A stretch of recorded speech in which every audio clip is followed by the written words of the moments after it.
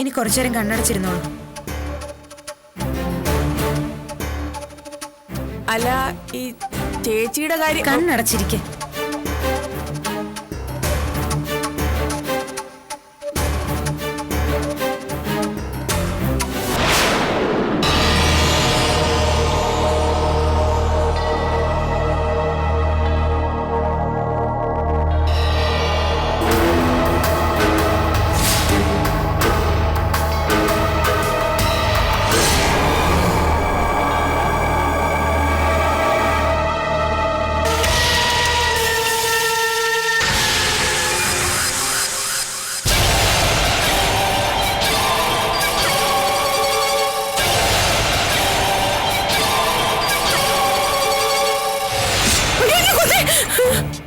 എന്ത് മാഡം?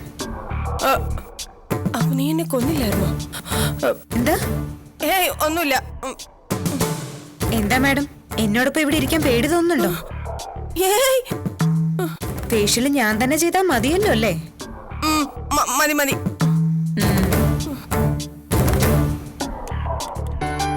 കാത്തൂട്ടി, കാത്തൂട്ടി. ഓ, എന്താടാ? എന്തുവാ എന്റെ കാത്തൂട്ടി ഇത്ര ആലോചിക്കുന്നേ? ഒന്നുമില്ലടാ, ഞാനിങ്ങനെ പഴയ കാര്യങ്ങളൊക്കെ ഓർത്തുപോയതാ. എന്തോന്നാ ഇത്ര ഓർക്കാൻ? അപ്പൂപ്പനായിട്ടുള്ള പണ്ടത്തെ റൊമാൻസാ? പോടാ കൊച്ചു തമാടി, ഞാൻ ഓർത്തത് നിന്റെ അച്ഛന്റെ അമ്മയുടെയും കാര്യമായിരുന്നു. എങ്ങനെ കഴിഞ്ഞിരുന്നവരാ നമ്മള്. ഇപ്പൊ ഈ വാടക വീട്ടിലിരുന്ന് അതൊക്കെ ഓർക്കുമ്പോ ചങ്ക് കത്തുവാ. എന്തിനാ ഇപ്പൊ ആവശ്യമില്ലാത്ത ഫ്ലാഷ് ബാക്ക് ഒക്കെ ഓർക്കാൻ പോകുന്നേ? അതുകൊണ്ടല്ലേ ഈ ചങ്ക് കത്തുന്നേ? ഇപ്പൊ നമ്മുടെ ഈ സന്തോഷത്തെ പറ്റിയല്ലേ ഓർക്കാൻ. അതൊക്കെ ഈശ്വരാധീനം കൊണ്ട് നിനക്കൊരു നല്ല ജോലി കിട്ടിയതുകൊണ്ടല്ലേ. അല്ലെങ്കിൽ നമ്മൾ എന്ത് ചെയ്യുമായിരുന്നു? ഇല്ലെങ്കിലും നമ്മൾ ഇങ്ങനെയൊക്കെ തന്നെ ജീവിക്കുമായിരുന്നു കാത്തു. കാത്തൂനും അമ്മയ്ക്ക് ഈ ശമ്പു ഇല്ലേ, പിന്നെന്തിനാ പേടിക്കുന്നേ? ഇനി നിന്റെ കുഞ്ഞിനെയും കൂടി കണ്ടിട്ട് വേണം ഈ അമ്മൂമ്മയ്ക്ക് സന്തോഷത്തോടെ അങ്ങ് പോവാൻ. എങ്ങോട്ട്? അങ്ങനെ അങ്ങ് പോകാന്ന് എന്റെ കാത്തൂട്ടി വിചാരിക്കേ വേണ്ട. എന്റെ കുഞ്ഞിനെയും കണ്ട്, പിന്നെ അവരുടെ കല്യാണം നടത്തി, പിന്നെ അവരുടെ കുഞ്ഞിനെയും കണ്ട്, പിന്നെ അവരുടെയും കല്യാണമൊക്കെ കഴിഞ്ഞ് എടാ എടാ, അത്രയും നാൾ ഈ ഭൂമിയിൽ ജീവിച്ചിരിക്കാൻ ആ മഹാബാബുണ്ട് ഈ കാട്ടു ചെയ്തിട്ടില്ല. അമ്മൂമ്മയ്ക്ക് ഇത്രയും ആയുസ് തന്നത് ഈശ്വരന്റെ ദാനമാടാ മോനെ. ഇതിങ്ങനെ നീട്ടിക്കൊണ്ട് പോകുന്നത് തന്നെ നേരത്തെ പറഞ്ഞ പോലെ നിന്റെ കല്യാണവും നിന്റെ കുഞ്ഞിനെ ഒന്ന് കാണാൻ തന്നെയാ. അമ്മമ്മയും മോനും ഇന്ന് ഉറങ്ങാനുള്ള പരിപാടിയൊന്നും ഇല്ലേ? അമ്മേ, കാത്തൂനെ എന്റെ കുഞ്ഞിനെ കാണണമെന്ന് കലശലായ ഒരു മോഹം. ഞങ്ങൾ അതിനെപ്പറ്റി ഡിസ്കസ് ചെയ്യായിരുന്നു അല്ലേ കാത്തു? Very good. പിന്നെ ഡിസ്കസ് ചെയ്യാൻ പറ്റിയ വിഷയം കൊള്ളാം അമ്മയ്ക്ക് കേട്ടോ. ഈ മനുഷ്യായുസിൽ സംഭവിക്കുന്ന കാര്യങ്ങൾ വല്ലതും പറയമ്മേ. ഇവന്റെ കല്യാണം നടക്കുമ്പോഴേക്കും എന്റെ അമ്മയുടെയും പട്ടടയില് തെങ്ങ് കായ്ച്ചിട്ടുണ്ടാവും. എന്നെ വെറുതെ വാശി കേട്ടല്ലേ, കൂടുതലങ്ങ് മൂപ്പിച്ചല്ലേ നാളെ തന്നെ പറ്റിയൊരാളെ തേടി ഞാനങ്ങ് ഇറങ്ങും. നീ ആരാടായി പേടിപ്പിക്കുന്നേ? ജോലി കിട്ടി ആദ്യ ശമ്പളം വാങ്ങിയ അന്ന് മുതല് ഞാനും അമ്മയും മുന്നും പിന്നെ നിന്ന് പറയാൻ തുടങ്ങിയതല്ലേ നിന്നോട്. എന്നിട്ട് നീ അത് കേട്ടോ?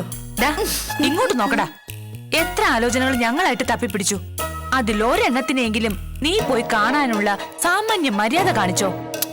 നീ ഇങ്ങനെ ജോലി, ഉദ്യോഗം, കാശ് എന്നൊക്കെ പറഞ്ഞിങ്ങനെ ഓടി നടന്നു. അവസാനം മൂത്ത് നരച്ച് ദേ ഇങ്ങോട്ട് നോക്കടാ, മൂക്കിന്ന് ഇങ്ങനെ പല്ല് മുളച്ചിറങ്ങുമ്പോ നമുക്കൊരു പെണ്ണിനെ തപ്പി ഇറങ്ങിയാ മതി.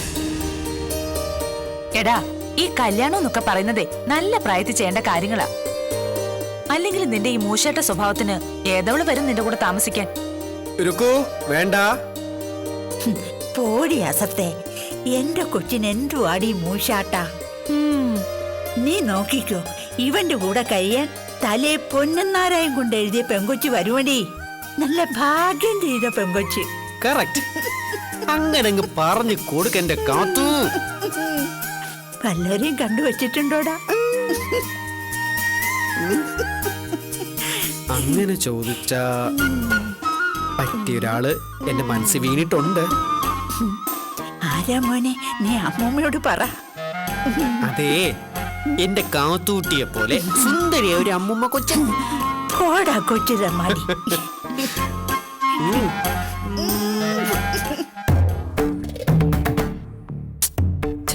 ഒട്ടും നന്നായില്ല.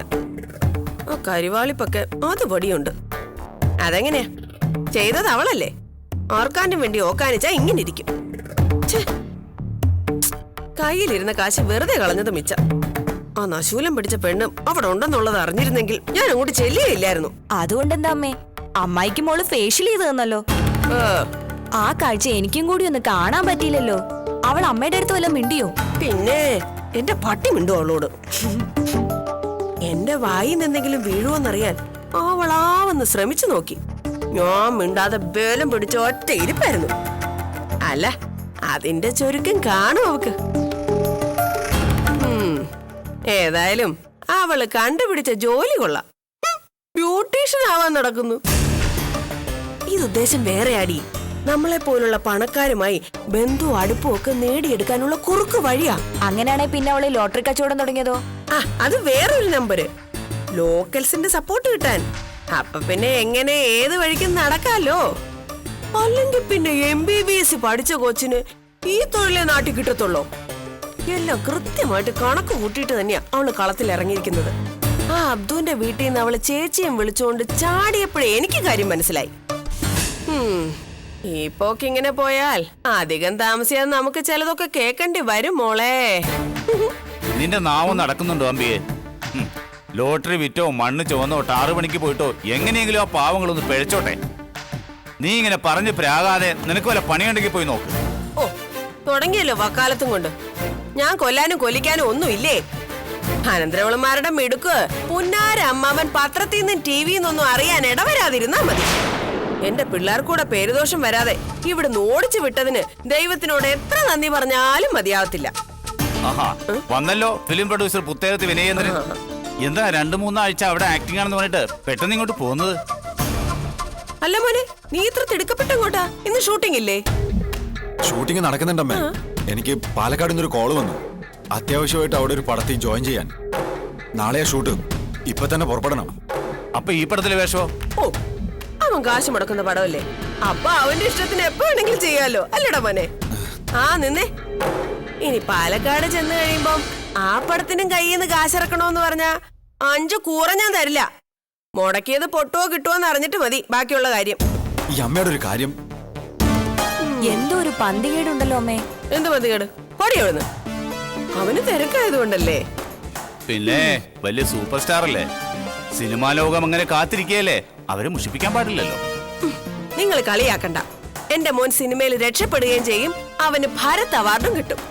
അപ്പൊ ടിവിക്കാര് വരുമ്പം എന്റെ മോൻ ആനയാണ് പൂനയാണെന്നും പറഞ്ഞ് ഞെളിഞ്ഞു നിൽക്കാനങ്ങ് വന്നേക്കണം. നമ്മളില്ലേ അങ്ങനെ ഒരു കാഴ്ച കാണേണ്ടി വരുന്നതിന് മുമ്പ് അങ്ങോട്ട് പോയാ മതിയായിരുന്നു.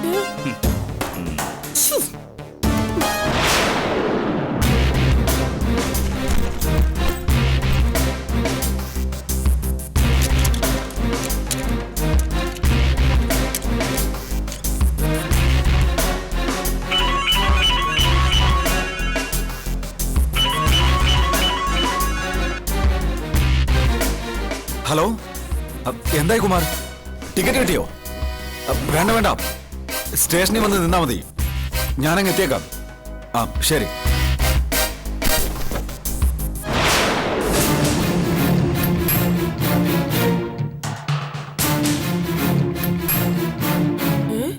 നീ ഇതെങ്ങോട്ടാണ് വെടികൊണ്ട വന്നിയെ പോലെ? വല്ലതും കഴിച്ചിട്ട് പോടാ ഇറക്കാം. ഒന്നും വേണ്ടമേ, ട്രെയിനിന് സമയമായി. ഇപ്പൊ ചെന്നില്ലെങ്കിൽ അത് മിസ്സാവും. പിന്നെ ഈ ചെറുക്കന്റെ ഒരു കാര്യം, സിനിമയിൽ അഭിനയിക്കാൻ ഇങ്ങനെയും ഭ്രാന്തുണ്ടോ?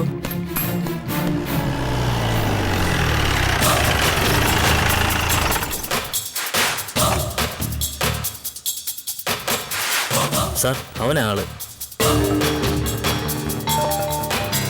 സാർ അങ്ങോട്ട്. പോലീസ്.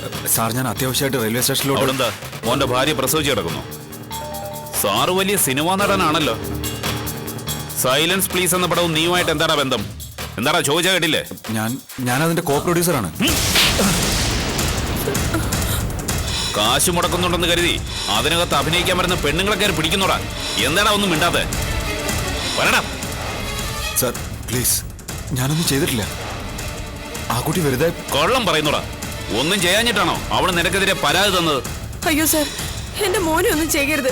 അവനൊരു പാവാ. അതെ അതെ, മോന്റെ പാവത്തൊക്കെ ഞങ്ങൾക്ക് നല്ലോണം മനസ്സിലായി. എന്താ സർ, എന്താ പ്രശ്നം? അപ്പൊ കാര്യമൊന്നും നിങ്ങൾ അറിഞ്ഞില്ലല്ലേ? മോന് ഇത്തിരി ഞരമ്പ് രോഗമുണ്ട്. സാരമില്ല, ഞങ്ങളത് തീർത്തു കൊടുത്തോളാം. വണ്ടിയിലോട്ട് പിടിച്ച് കയറിടോ അവനെ. അയ്യോ എന്റെ പൊന്നു സാറേ, എന്റെ മോനെ കൊണ്ടുപോലെ. അവൻ ഒരു തെറ്റും ചെയ്തിട്ടില്ല. ആരും എന്റെ കുഞ്ഞിനെ പറ്റി തോന്നിയ ദിവസം പറഞ്ഞുണ്ടാക്കിയതാ. അങ്ങനെ ആരോ പറയുന്ന തോന്നിയ ദിവസം കേട്ട് ചാടി പുറപ്പെട്ട് വന്നല്ല ഞങ്ങള്. പരാതി വ്യക്തമാണെന്ന് അറിഞ്ഞതിന് ശേഷമാ മോനെ തപ്പിയെടുത്തത്. എന്താ പ്രശ്നമെന്നും ഒന്ന് തെളിച്ചു പറയണം സർ. തള്ളയുടെയും പെങ്ങളുടെയും മുന്നിൽ വെച്ച് വേണ്ടെന്ന് കരുതിയാ പറയാതിരുന്നത്. എന്നാലും ചോദിച്ച സ്ഥിതിക്ക് പറയാം. ഷൂട്ടിംഗ് നടക്കുന്ന പടത്തിന്റെ സെറ്റിൽ വെച്ച് മോനൊരു എക്സ്ട്രാ നടിയെ കയറി പിടിച്ചു. അത് മാത്രമല്ല, പെണ്ണ് എതിർത്തപ്പോ അവളെ കൊല്ലുവെന്നും തിന്നൂന്നും ഒക്കെ ഭീഷണിപ്പെടുത്തുകയും ചെയ്തു. പുന്നാരമോൻ ജഗ ജില്ലയാ കേട്ടോ. ദേ, ഒരു കാര്യം ഞാൻ പറഞ്ഞേക്കാം. പീഡന ശ്രമത്തിനാ കേസെടുത്തിരിക്കുന്നത്. ജാമ്യം പോലും കിട്ടില്ല. ഭാഗ്യം ഉണ്ടെങ്കിലും പൊന്നുമോന് കുറച്ചു ദിവസം സർക്കാർ ചെലവിലങ്ങ് കഴിയാം. അയ്യോ എന്റെ മോനെ എങ്ങനെയെങ്കിലും രക്ഷിക്കണം സാറേ. അവനൊരു അബദ്ധം പറ്റിയതാ. ഞങ്ങൾ ഇതിൽ നിന്നൊന്ന് രക്ഷപ്പെടുത്ത്. ഞങ്ങൾ എന്ത് വേണമെങ്കിലും ചെയ്യാം. ഇപ്പൊ ഇങ്ങനെ കരഞ്ഞിട്ടും പിഴിഞ്ഞിട്ടും ഒന്നും കാര്യമില്ല. തെമ്മാടിത്തരം ചെയ്യുന്നതിന് മുമ്പ് മോനൊന്ന് ആലോചിക്കണമായിരുന്നു. അയ്യോ സാറേ, അയ്യോ എന്റെ മോൻ. വണ്ടി എടുക്കണോ? അയ്യോ അയ്യോ എന്റെ മോൻ. അവനെ കൊണ്ടുപോലെന്ന് പറ സുരേട്ടാ, നിങ്ങളൊന്ന് പറ. കരഞ്ഞു വിളിച്ച് നാട്ടുകാരെ കൂടി അറിയിക്കണ്ട. പുന്നാരിച്ച് തലയെ കയറ്റി വെക്കുമ്പോ ഇതൊക്കെ ഓർക്കണമായിരുന്നു. നിന്ന് കുറ്റപ്പെടുത്താതെ വണ്ടി എടുക്ക സുരേട്ടാ. നമുക്ക് എങ്ങനെയെങ്കിലും അവനെ കേസിപ്പെടുത്താതെ നോക്കണം. ആ പെങ്കൊച്ചിന്റെ കയ്യോ കാലോ പിടിച്ചിട്ടാണെങ്കിലും കേസ് എടുക്കാതിരിക്കാൻ ശ്രമിക്കാം. നിങ്ങളൊന്ന് വേഗം വന്നേ. എങ്ങോട്ടും ഞാനില്ല. ഒറ്റയ്ക്കങ്ങ് പോയാ മതി. പുത്തേഴ തമ്പിയുടെ മോനെന്ന് പറയുമ്പോ പോലീസുകാർ കേസാക്കാതെ മോനെ അങ്ങ് വെറുതെ വിട്ടുതരും. സുരേട്ടാ, ഈ അവസരത്തിൽ നിങ്ങൾ ഇങ്ങനെ കണ്ണിച്ചോരയില്ലാതെ പറയരുത്. കഷ്ടമുണ്ട് കേട്ടോ. ഒരു കഷ്ടവും ഇല്ലടി. ചെയ്തു കൂട്ടിയ മഹാപാപങ്ങളുടെ ഫലമാണെന്ന് കരുതിയാ മതി. എടി, നിന്റെ ഈ കൊള്ളരുതായ്മകളൊക്കെ ഈശ്വരൻ കാണുന്നുണ്ട് എന്നുള്ള ഒരു ബോധം. കുറച്ചു മുമ്പ് കൂടി നിരപരാധിയായ ഒരു പെൺകുച്ചിനെ കുറിച്ച് എന്തൊക്കെ അപരാധങ്ങളാണ് നീ പറഞ്ഞുണ്ടാക്കിയത്? ദൈവം ആരുടെയും പങ്കല്ലെന്ന് ഇപ്പൊ മനസ്സിലായല്ലോ. ചെന്ന് കാലു പിടിക്കുകയോ കൈക്കൂലി കൊടുക്കുകയോ എന്താന്ന് വെച്ചാൽ ചെയ്തോണം. ഒന്നിനും എന്നെ പ്രതീക്ഷിക്കണ്ട. അയ്യോ സുരേട്ടാ. എടി, നിന്റെ മോൻ ആരെങ്കിലും കൊന്നിട്ടാണോ വന്നിരുന്നതെങ്കിൽ അതിന് ഇതിനേക്കാൾ അന്തസ്സുണ്ടായിരുന്നു. ഇത് കണ്ട പെണ്ണുങ്ങളെ അല്ല, നിന്റെ മോനിത് എന്തിന്റെ കുഴപ്പമാ? എന്തായാലും നിന്റെ നാവ് കരുനാക്കലം തെളിഞ്ഞു. മോൻ ഭരതവാടൊന്നും മേടിച്ചില്ലെങ്കിലും ടി വിക്കാരും പത്രക്കാരും ഒക്കെ ഇപ്പൊ ഇങ്ങ് വരും. അവരുടെ മുമ്പില് പുത്തേഴ തമ്പിക ഞെളിഞ്ഞങ്ങനെ ഇരുന്നാ മതി. എന്നെ ഇതിനൊന്നും നോക്കണ്ട. എന്ത് കാണാൻ നിക്ക? ഓടിയകത്ത്.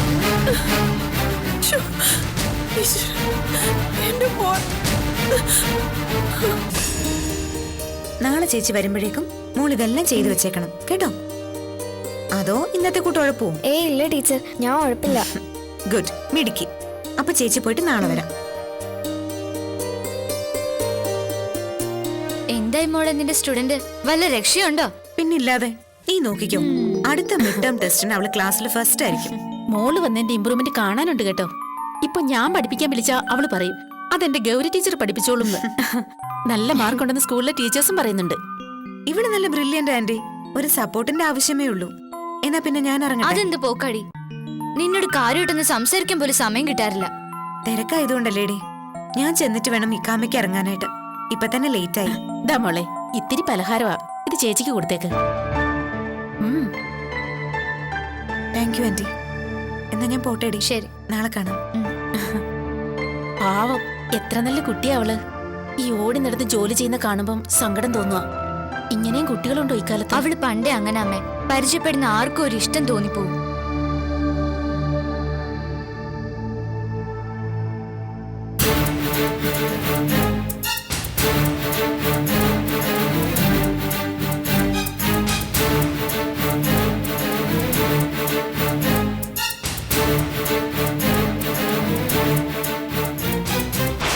എന്താ അങ്കിൾ ഇവിടെ? അത് ഞങ്ങള് CI സാറിനെ ഒന്ന് കാണാൻ വേണ്ടി വന്നതാ. മോളെന്താ ഇവിടെ? ഞാൻ സാറിന്റെ മകൾക്ക് ട്യൂഷൻ എടുക്കുന്നുണ്ട്. സാർ ഇവിടെ ഇല്ലല്ലോ അങ്കിൾ. ഇപ്പൊ വീട്ടിലെത്തുന്ന സ്റ്റേഷനിൽ അന്വേഷിച്ചപ്പോ പറഞ്ഞായിരുന്നു. എന്താ അങ്കിൾ കാര്യം? അതൊരു കേസിന്റെ കാര്യമാ മോളെ. അതൊരു അതിര് തർക്കുവാ. ഞങ്ങളുടെ പ്രോപ്പർട്ടിയിൽ ഒരുത്തൻ വേല് കയറ്റി കെട്ടിയിരിക്കുന്നു. അതിന്റെ കാര്യം CI സാറിനോടൊന്ന് പറയാൻ വന്നതാ. പുള്ളിക്കാരൻ എങ്ങനെയാ മോളെ, കൈക്കൂലി വാങ്ങുന്ന ടൈപ്പാണോ? എനിക്കറിയില്ല. ഞാൻ പോട്ടെ അങ്കിൾ. നിങ്ങൾ നിങ്ങൾ എന്തിനാ അവളോട് കേസ് എന്നൊക്കെ പറയാൻ പോയെന്ന്? മിണ്ടാതെ നിന്നോണം. മൂക്കറ്റ മുങ്ങി നിൽക്കുക. അപ്പോൾ അവളുടെ ഒരു ദുരഭിമാനം. മോളെ ഗൗരി,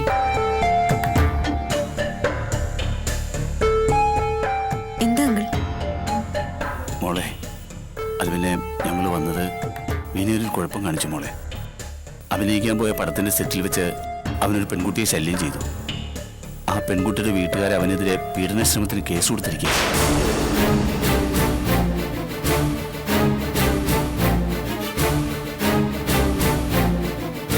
CSR വിചാരിച്ച എന്തെങ്കിലും കോംപ്രമൈസിന് സാധിക്കുമെന്ന് സ്റ്റേഷനിൽ നിന്ന് പറഞ്ഞു. അതുകൊണ്ടാണ് ഞങ്ങൾ ഇങ്ങോട്ട് വന്നത്. മോൾ വിചാരിച്ച എന്തെങ്കിലും? ഞാൻ വിചാരിച്ചാൽ എന്ത് ചെയ്യാനാ അങ്കിൾ? എനിക്ക് അദ്ദേഹത്തെ പരിചയമുണ്ടെന്നല്ലാതെ. മോളെ, എങ്ങനെയെങ്കിലും അവനെ ഇതിൽ നിന്ന് ഊരിയെടുക്കണം. ഇല്ലെങ്കിൽ നമ്മുടെ കുടുംബത്തിന് അതിന്റെ നാണക്കേട്.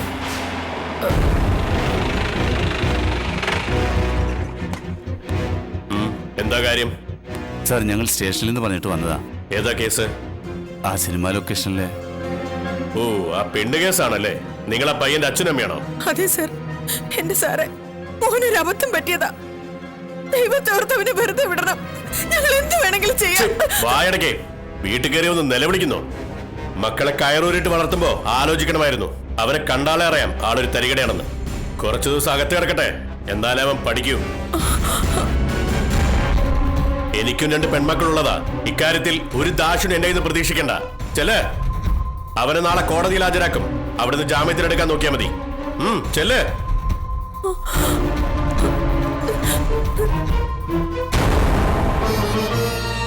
ആ ഫ്രോഡ് ആന്റിയുടെ മോനല്ലേ, അവിടെ കിടക്കട്ടെ. വേണമെങ്കിൽ പപ്പയോട് പറഞ്ഞ് ലോക്കപ്പിൽ വെച്ച് നിന്റെ വകയായിട്ട് 2 സ്പെഷ്യൽ എഡി ഫ്രീ ആയിട്ട് കൊടുത്തേക്കാം. ഇവനോടൊക്കെ അങ്ങനെയാ ചെയ്യേണ്ടത്. അതൊക്കെ ശരിയാ.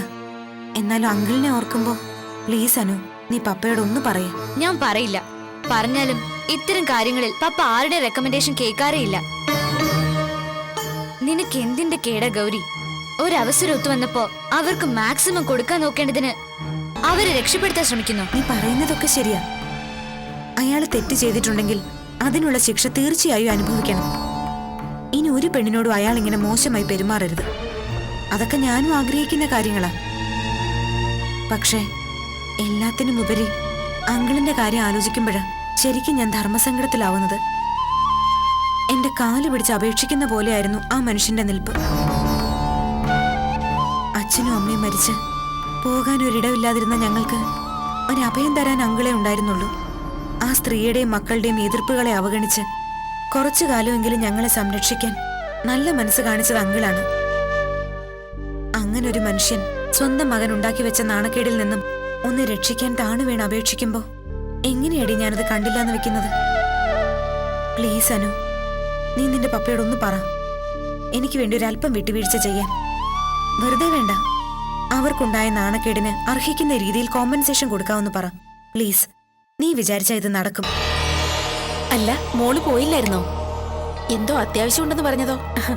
എന്നാ പിന്നെ ഊണ് കഴിച്ചിട്ട് പോയാ മതി. മമ്മിങ് വന്ന് ഒരു കാര്യം പറയാനുണ്ട്.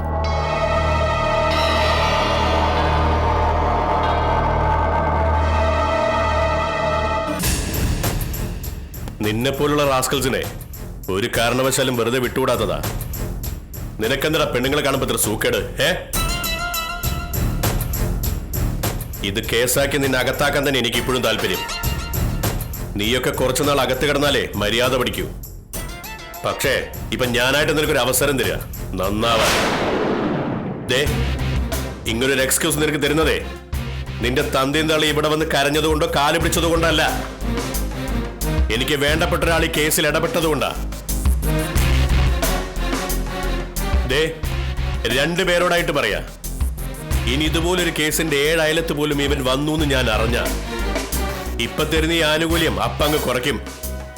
പിന്നെ ഒരു 4-5 കൊല്ലം അകത്ത് കിടത്തിയിട്ട് മോനെ ഞാൻ തിരിച്ചു തരൂ, കേട്ടല്ലോ? ഇല്ല സർ, ഇനി എന്റെ മോനോട് കുഴപ്പവും ചെയ്യാതെ ഞങ്ങൾ നോക്കിക്കോളാം. എങ്കിൽ നിങ്ങൾക്ക് കൊള്ളാം, ഇല്ലെങ്കിൽ മോൻ നാട്ടുകാരുടെ കൈകൊണ്ട് തീരും, കേട്ടോ? ആ പിന്നെ ഈ പെൺകൊച്ചിനും വീട്ടുകാർക്കും ഇത് കേസാക്കാനായിരുന്നു താല്പര്യം. കോംപ്രമൈസ് ചെയ്യാൻ തയ്യാറായത് ഞാൻ പറഞ്ഞതുകൊണ്ട് മാത്രം. അവർക്ക് അതിനുള്ള കോമ്പൻസേഷൻ എന്താന്ന് വെച്ചാൽ കൊടുത്തേക്കണം. അത് പിന്നെ പ്രത്യേകിച്ച് പറയണോ സർ? എത്രയെന്ന് വെച്ചാ കൊടുത്തേക്കാം. എത്ര കൊടുക്കും? ഒരു 10,000 രൂപ ഞങ്ങൾ കൊടുത്തേക്കാം. എത്ര? 10,000 ഉലുവയോ? എന്തിനാ പുഴുങ്ങി തിന്നാനോ? ദേ പെണ്ണുപിള്ളേ, കൂടുതൽ നമ്പർ ഇങ്ങോട്ട് ഇറക്കിയാലേ ഈ മെനക്കെട്ടത് ഞാൻ അങ്ങോട്ട് വേണ്ടാന്ന് വെക്കും. കേസും കോടതിയുമായി നടന്ന് കാല് തേയും പറയും. എന്താ വേണോ?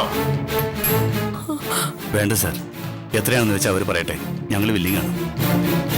അയ്യോ, പറഞ്ഞത് കുറഞ്ഞു പോയെങ്കിൽ ക്ഷമിക്കണം കേട്ടോ. ഒരു 25,000 രൂപ ഞങ്ങൾ തരാം. അതിൽ കൂടുതൽ തരാൻ ഞങ്ങൾക്കും വലിയ ആസ്തിയൊന്നുമില്ല. അതുകൊണ്ടാ ദേ ഒന്ന് സഹകരിക്കണം കേട്ടോ. അപ്പോ 25,000 മതിയല്ലോ അല്ലേ? അത് പോരല്ലോ ആന്റി.